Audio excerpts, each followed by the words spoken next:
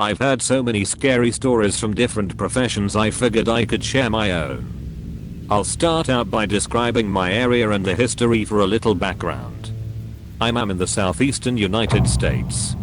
We have lots of Civil War battlegrounds and trackside graves, etc. There's an area just south of Nashville called Chapel Hill, Tennessee.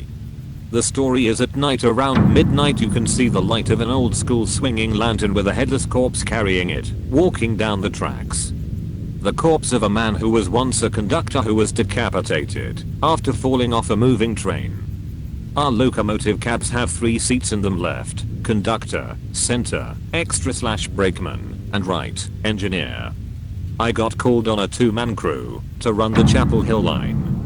We rolled into the town at about 11:50 p.m. and out of nowhere we went into emergency. My conductor goes to walk the train, leaving me alone in the cab. After about 10 minutes all of my lights go out and come back on, and I see a figure standing on the tracks in front of our stopped train.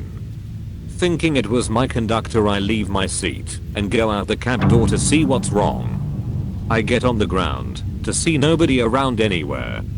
I was freaked the fuck out at this point, so I just got back on and sat down. At this point I looked in my rear view mirrors and saw a figure moving on my second locomotive. I radioed my conductor asking where he was, just to hear that he was 30 cars back from me. I walked to the second unit just to find nothing. At this point I'm frustrated and creeped out and basically stranded in this nowhere town on a haunted stretch of tracks. I go back to the lead locomotive. A few minutes pass. I feel like I'm being watched, so I turn to the left to see a corpse with no head rising out of the conductor's seat coming at me. I'm frozen with fear at this point. Right as it gets within a few feet of me, it just disappeared. I then saw a lantern swing moving away from my train. My conductor happened to see it on his way back and asked why I was outside with my lantern.